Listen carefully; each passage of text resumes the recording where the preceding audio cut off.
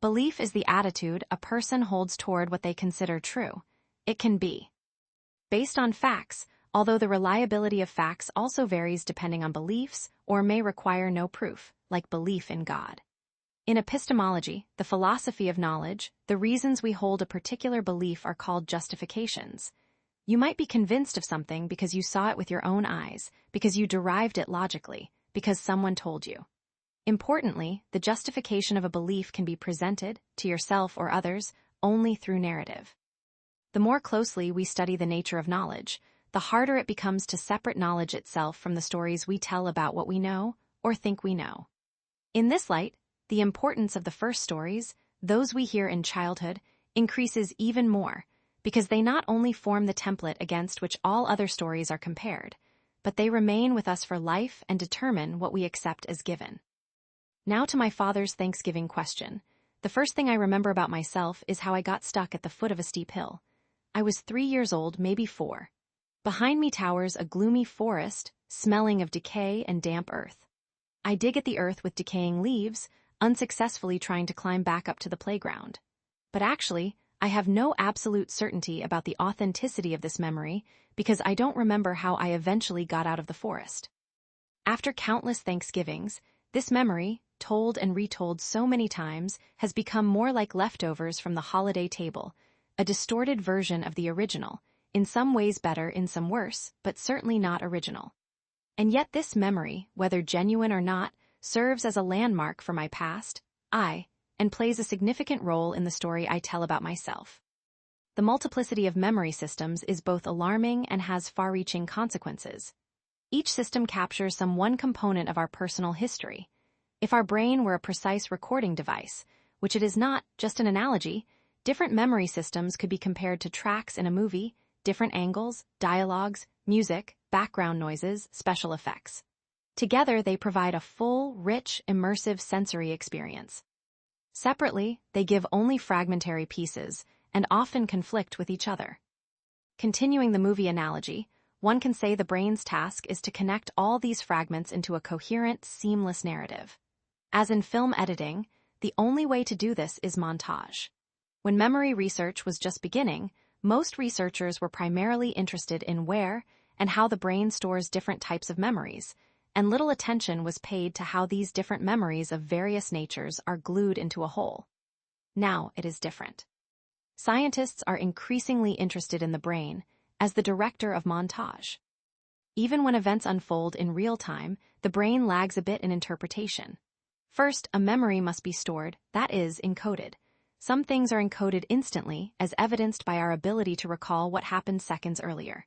At this stage, the memory resides in a buffer storage.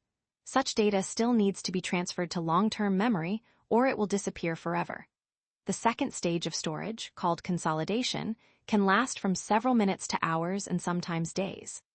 Sleep plays a critical role in consolidating memories of the day's events. Only after a memory is consolidated can it later be retrieved from memory. We now know that childhood amnesia does not end abruptly. It rather fades away as the brain attains its adult form. In the critical period of our development, roughly from age 4 to the beginning of adolescence, memories are somewhat detached from the systems involved in their retrieval. To top it all off, the adult brain that retrieves these memories physically differs from the brain that originally encoded them. This can be compared to watching a videotape recording on a modern 4K screen. From this paradox follows the possibility that childhood memories that are not periodically refreshed may suffer the same fate as outdated digital media. So, who still has floppy disks at home and a disk drive? However, there is an even more significant paradox. It arises from the fact that the adult current, I physically differs from the past childhood, I that originally encoded those memories. It differs so much that we can reasonably doubt the identity of these past, IS, especially the very distant ones with our current I, and if they are indeed not the same at all, then whose memories do we have? How can, given all these differences, our self-conceptions weave into a coherent narrative? We are increasingly convinced that childhood is characterized by uneven development rates of different parts of the nervous system. While memory systems come online, the rest of the brain continues to change. These maturation processes imply not only storing memories, but also, conversely, removing some from memory to fit memories into a coherent narrative. The stories that a child hears and later begins to tell themselves have a strong influence on this two-way process of remembering and forgetting. While memory development receives considerable scientific attention, the equally interesting field of how children tell stories is pursued by very few researchers. As I have already mentioned, the sense of self relies not only on memories, but also on the narratives we build to link these memories together. Quite soon, at about 3 years old, the second stage arrives. Having understood their continuity in time, the child begins to include simultaneous events involving other people in their environment, mainly family members, into this awareness.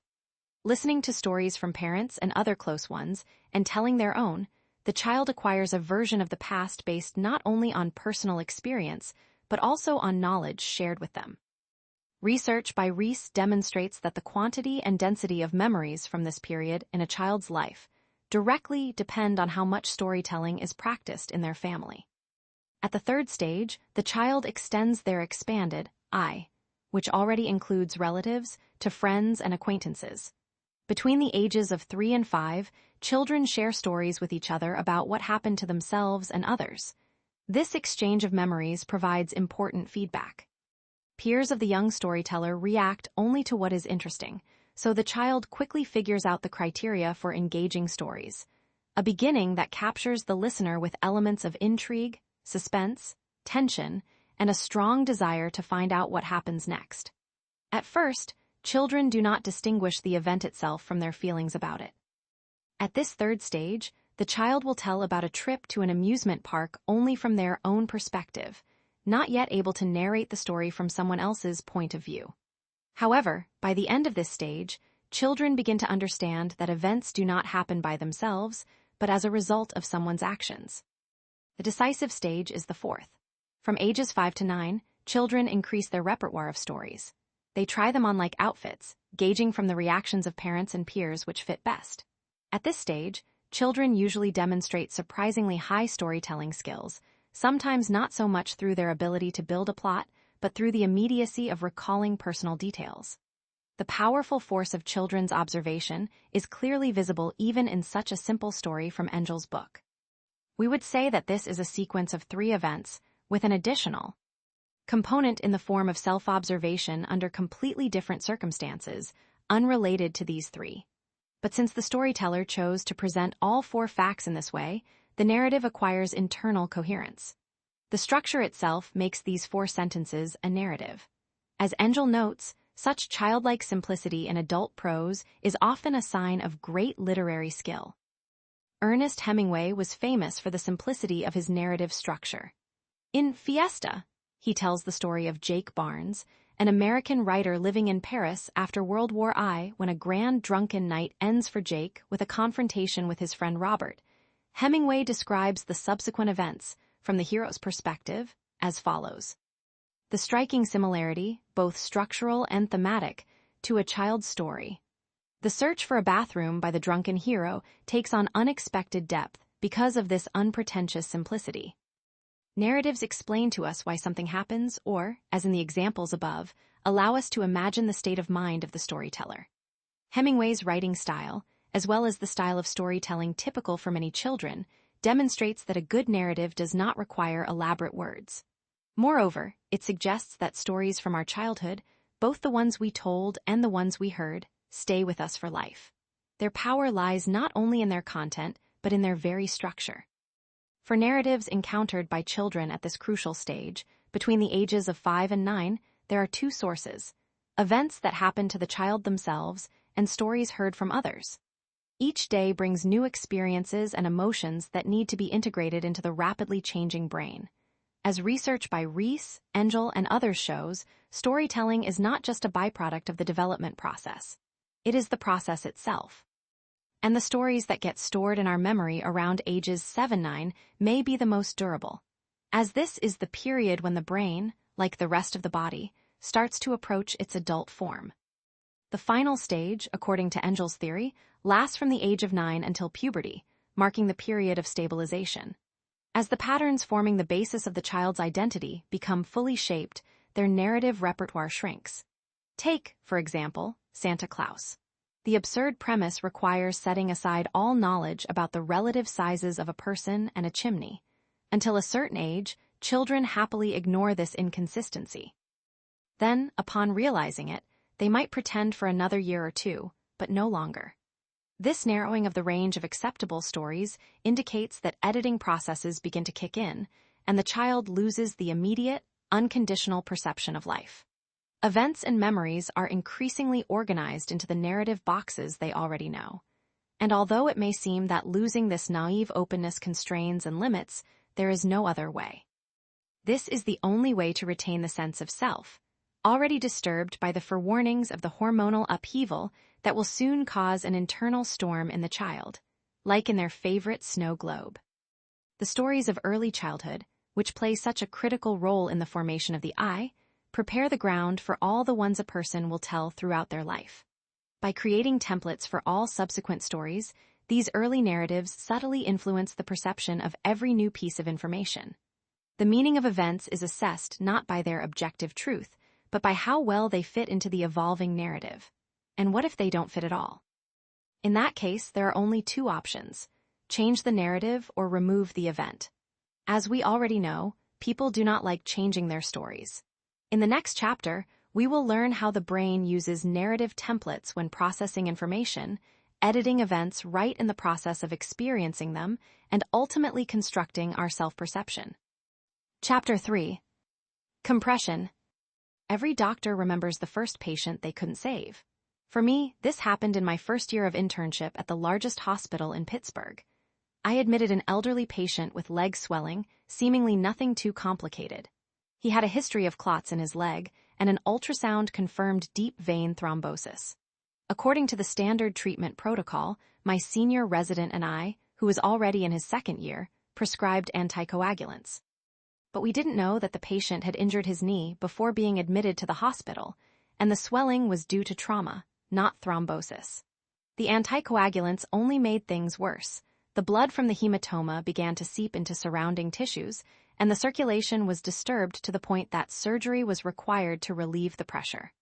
After the surgery, he suffered a brain hemorrhage and died. I remember collapsing into the chair, desperately wishing I could turn back time. Of course, I couldn't. And now the memory of that patient lives in my brain as a compressed version of what happened, a bitter lesson in medical arrogance. This mnemonic compression never ceases to fascinate me and prevents me from becoming too self-important, as it clearly shows what our memories, and ultimately our narratives, are really made of. We involuntarily perceive our memories as an accurate record of what happened to us, but they are the result of filling in the gaps between the dots in the dashed line of memory that I mentioned in the previous chapter. At the same time, the brain does share some similarities with a video camera, at least one. The brain takes instant snapshots, which resemble individual frames of film. And when these snapshots are retrieved from storage, the brain acts as the director of editing, stitching them together into what appears to be a continuous film. It is during this editing process that the narrative is born, where all our past, I-s merge into one. However, the brain is far from perfect as an editor. Our memories, at best, are compressed recordings of events. To recreate what happened in our mind's eye, the brain needs a template, something like a storyboard, to indicate how to stitch the snapshots together. In the previous chapter, I mentioned that the foundation for such templates are the stories we hear in childhood. Now let's look at this process in more detail from a neurological perspective. It is directly related to the formation of the I, which, as we will see, is full of gaps. Although in our discussion of the brain I constantly use computer analogies, there is one very important difference between the brain and a computer, the user. Thanks to engineers, mechanical and digital technologies have reached unprecedented heights, but in our relationship with them, it is clear who is in charge. As long as a computer has no self-awareness, it remains just a tool for humans. With the brain, however, as I noted in the first chapter, the relationship is different. The brain is a computer that makes us who we think we are, and separating the user from the technology here is impossible. Thus, we face a puzzling question: how does the brain think about itself? I'm afraid neuroscience has not yet found the answer to this question. But even if we cannot find a direct answer, nothing prevents us from looking for approaches to it, figuring out how the brain does not think about itself. To begin with, we can talk about how the very structure of the brain limits our ability to know ourselves. Consider the extraordinary complexity of the organism that contains our memory. On average, a human body contains approximately 1027 molecules. The possible configurations of these molecules are nearly infinite, but from this countless array of possibilities, very few are compatible with life, and even fewer with intelligent life. Only a few of the rarest units give us the unique human being that each of us believes we are. As the bitter lesson from my patient showed, there are far more ways for us to die than to stay alive. All the doctors in the world combined could not bring him back to life. The medication I prescribed to dissolve what was supposedly a clot set off a chain of chemical reactions, and as a result, the atoms of his body turned to dust with astonishing speed. Chapter 3. Compression. Every doctor remembers the first patient they couldn't save. For me, this happened in my first year of internship at the largest hospital in Pittsburgh. I admitted an elderly patient with leg swelling, seemingly nothing too complicated. He had a history of clots in his leg, and an ultrasound confirmed deep vein thrombosis. According to the standard treatment protocol, my senior resident and I, who was already in his second year, prescribed anticoagulants. But we didn't know that the patient had injured his knee before being admitted to the hospital, and the swelling was due to trauma, not thrombosis. The anticoagulants only made things worse.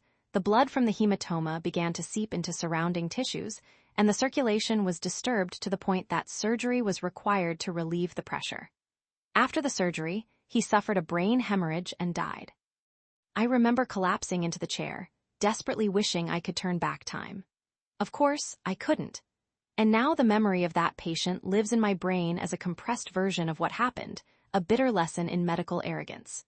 This mnemonic compression never ceases to fascinate me and prevents me from becoming too self-important, as it clearly shows what our memories, and ultimately our narratives, are really made of. We involuntarily perceive our memories as an accurate record of what happened to us, but they are the result of filling in the gaps between the dots in the dashed line of memory that I mentioned in the previous chapter. At the same time, the brain does share some similarities with a video camera, at least one. The brain takes instant snapshots, which resemble individual frames of film.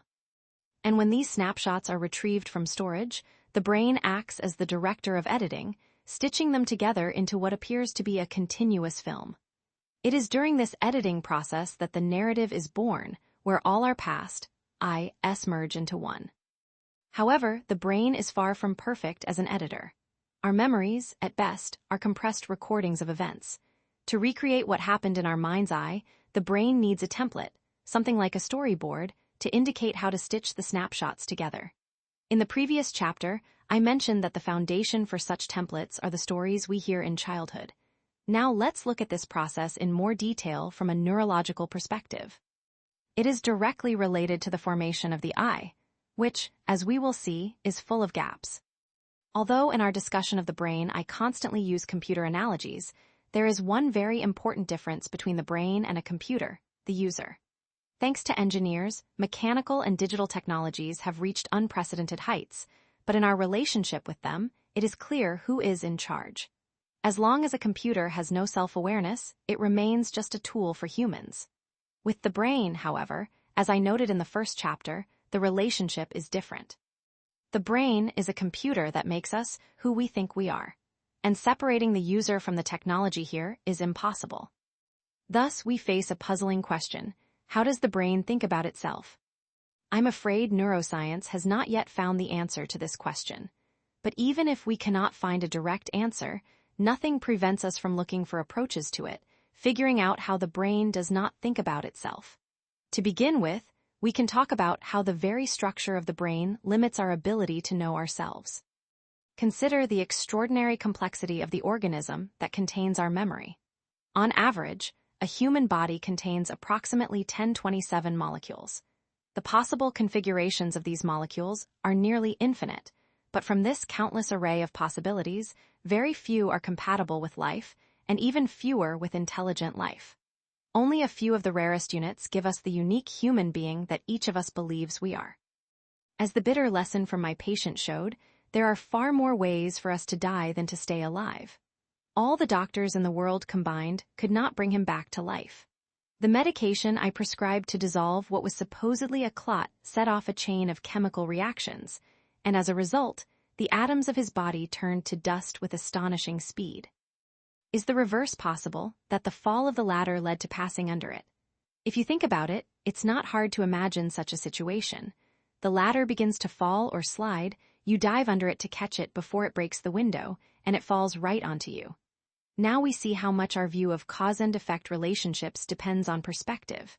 It also depends on the initial conditions, for example, whether the ladder was movable or fixed to the wall.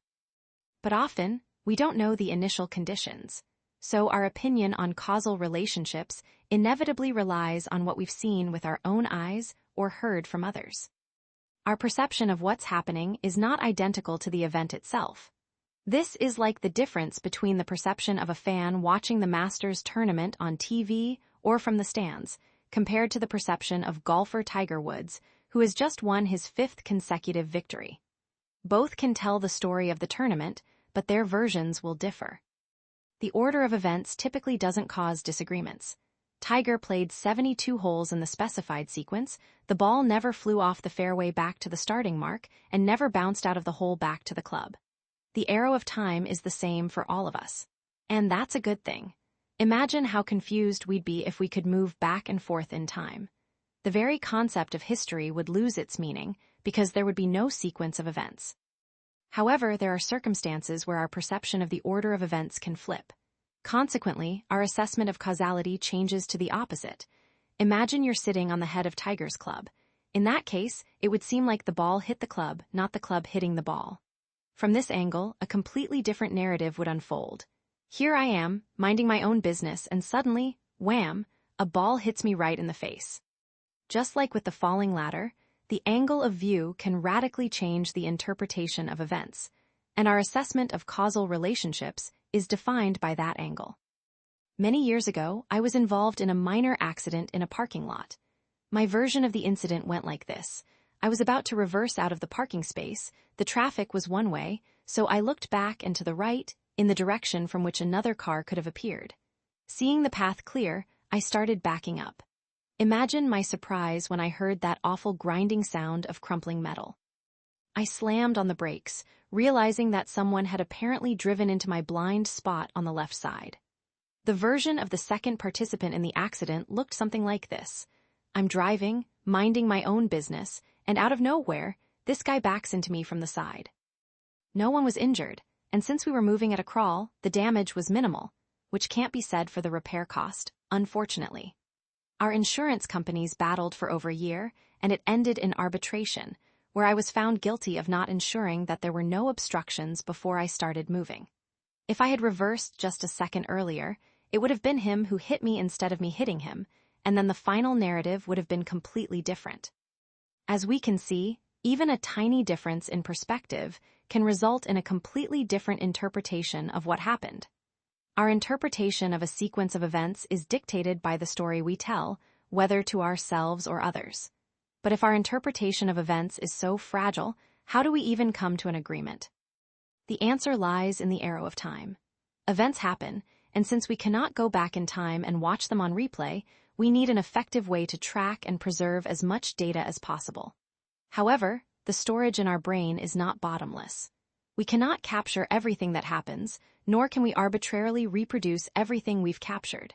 Therefore, we organize events according to pre-existing narrative templates. The arrow of time forces us to sift through the array of narratives and categorize them according to the worldview we observe. These narrative templates can be thought of as a storyboard, containing comic book versions of ourselves and everyone else who resides in our consciousness. As research by Rees and Engel shows, narrative templates begin to form in childhood and reach nearly an adult level by the start of puberty. Still, there is plenty of room for errors.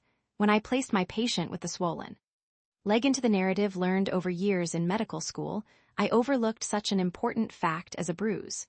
Why? How could this happen? No one had ever told me about this.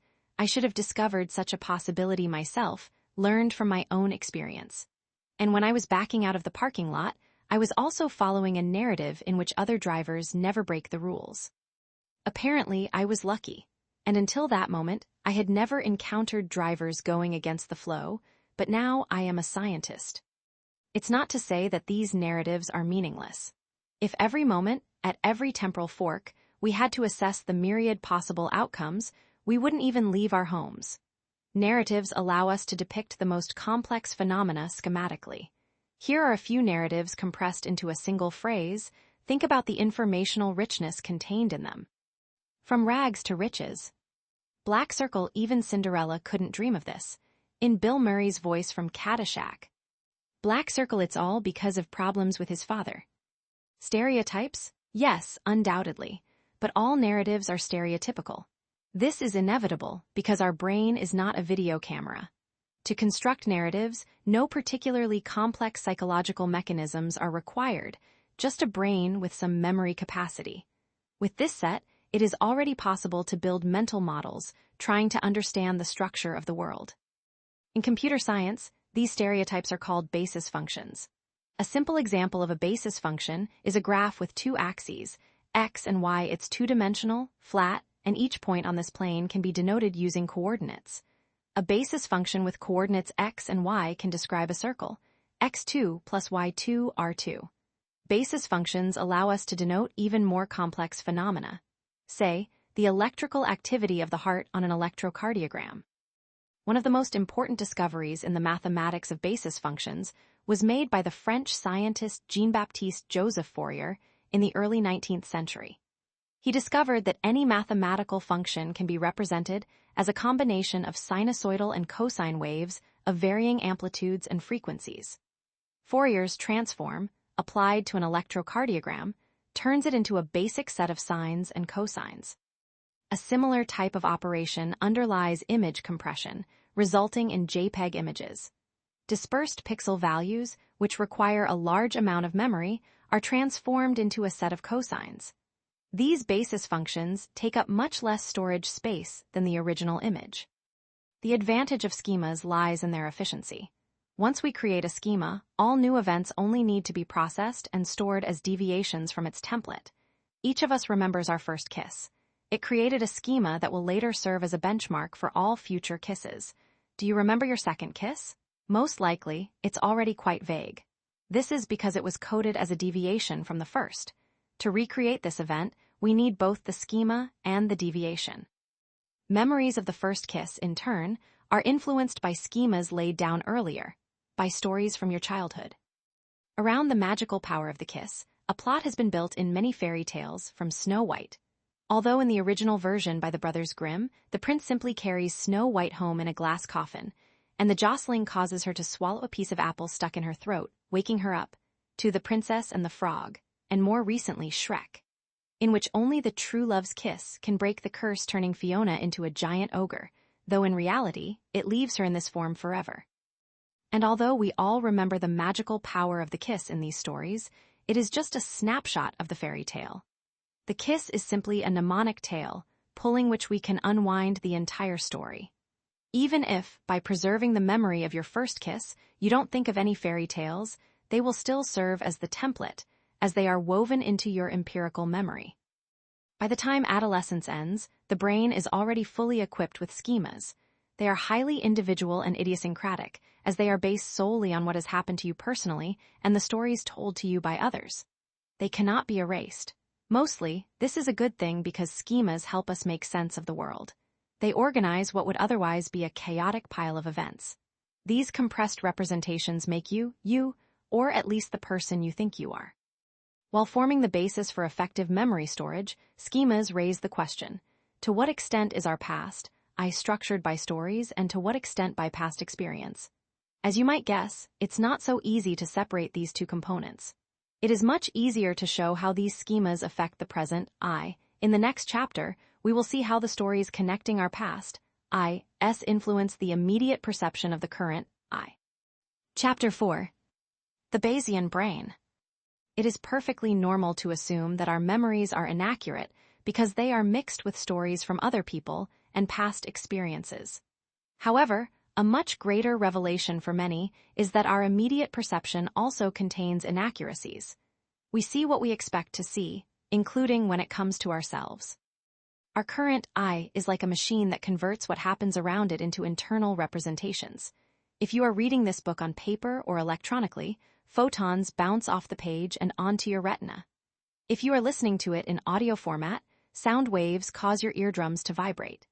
These physical reactions are transformed in the brain into something full of meaning, but it will not be an objective record of events. Rather, it is a heavily processed representation. It is precisely in the process of perception that external events are transformed into internal representations. If we imagine life as a movie, the subjectively perceived, perceptual events will be individual frames in it, and the plot of the movie, i.e., its narrative, depends on how these frames are connected. But first, let's examine and analyze just one frame. Perception is a psychological process that we usually don't think about much. It takes place below the level of conscious awareness, yet perception is the essence of our interaction with the external world. Perception includes all the processes by which sensory organs transform external energy into neural signals, and the brain then reconstructs the sources of these signals. Take vision, for example. Look around. Find any object, a slice of apple or your favorite coffee cup. Without touching it, look carefully at all available sides, paying attention to the shape, color, and texture. When you are sure you've seen everything, turn it over. Look again. Do you notice something you missed the first time?